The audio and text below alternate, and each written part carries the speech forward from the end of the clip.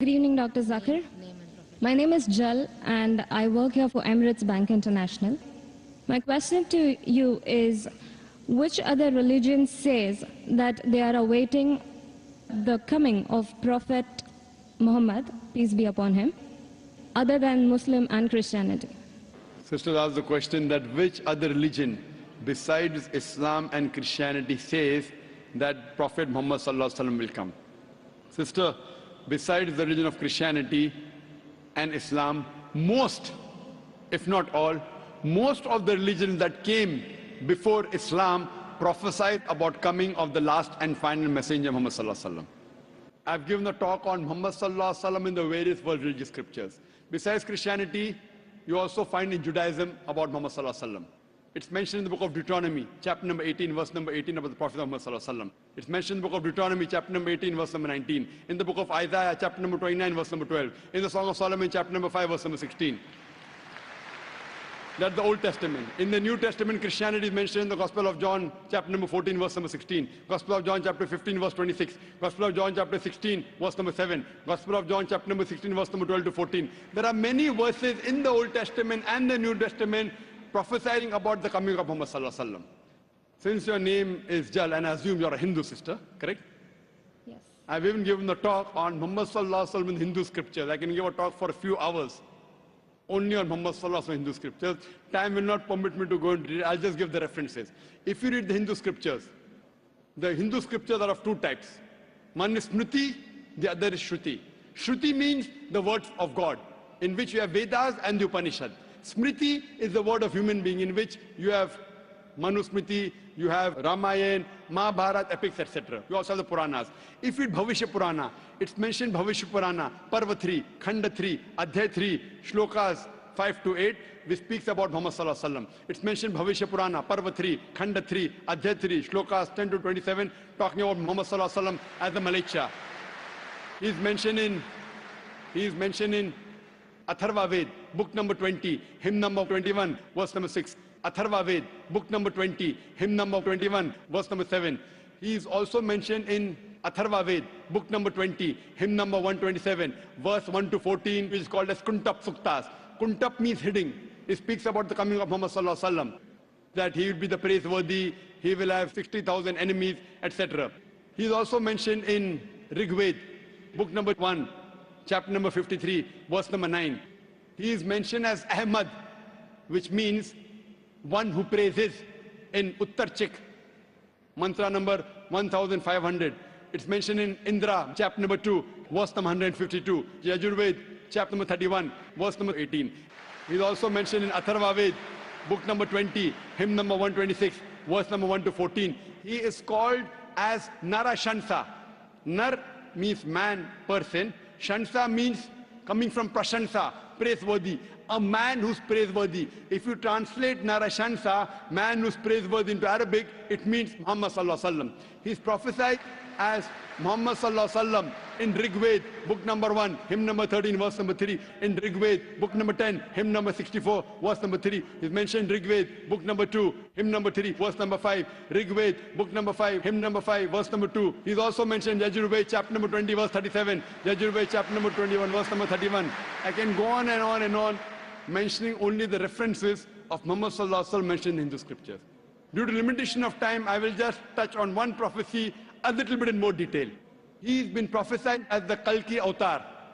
You know, when you read the Kalki Purana, book number 2, verse number 5, 7, 9, 11, 14, he's prophesied as the Kalki Avatar. And it's mentioned there that his father's name will be Vishnu Yas. Vishnu means God, Yas means servant, servant of God. If you translate to Arabic, it's Abdullah. The father of the name of Muhammad was Abdullah.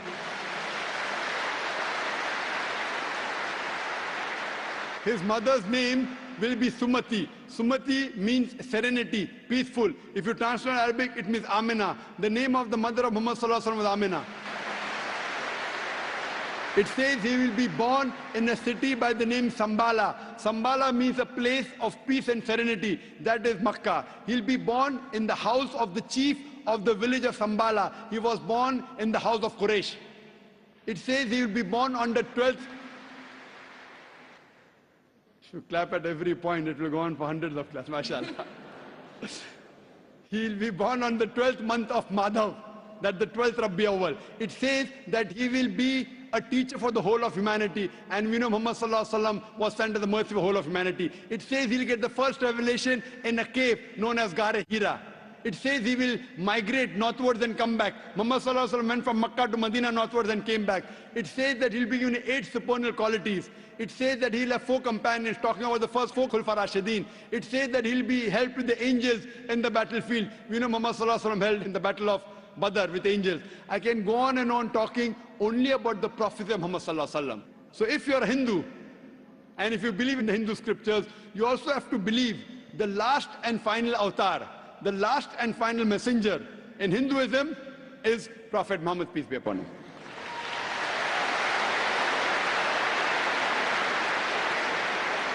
However, Doctor, according to Hinduism, the Kalki avatar is still being awaited. So are you, is it that if we you are, have we not, are just not aware about it? You said the Kalki avatar is yet awaited. If you have not recognized the Kalki avatar, you are to blame, not me.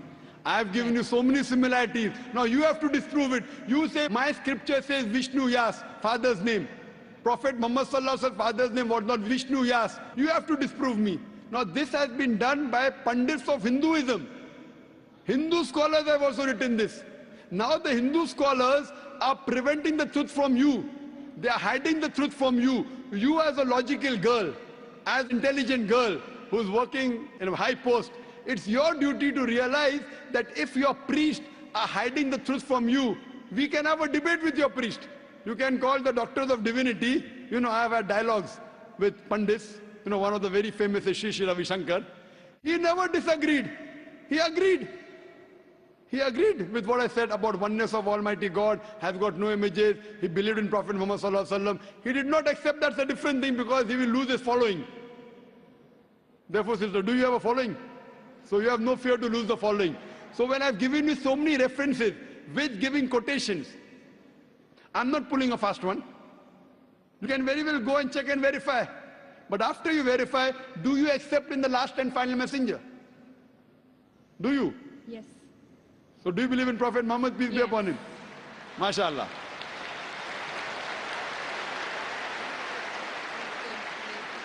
Do you believe that there's one God?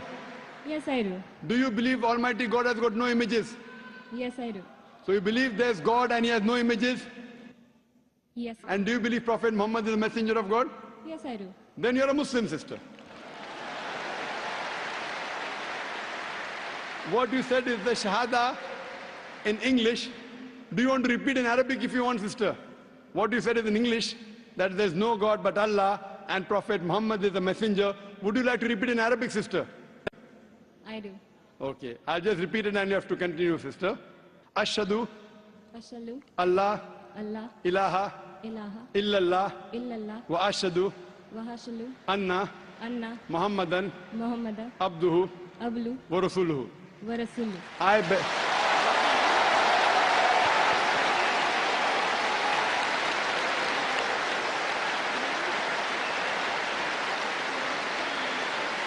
MashaAllah, sister.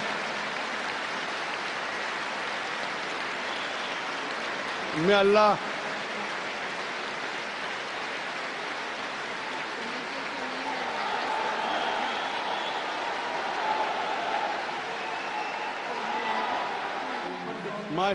MashaAllah, sister, may Allah reward you. You have joined a family of religion of peace of more than 1.3 to 1.5 billion. May Allah reward you and may Allah grant you Jannah, inshallah. And believe me, sister, it requires guts. I feel that, mashallah, I really admire your guts more than Sri Sri Ravi Shankar, mashallah.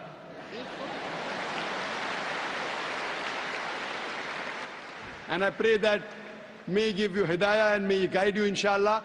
And sister, if you have any questions, any queries, there are local organizations in Dubai who can surely clarify your misconceptions. To understand Islam, look at the Quran and the Sahih Hadith. They are the best guides. If you have any queries, you can even write to the email at islam@irf.net. It's my pleasure to reply. And do pray for me also, sister.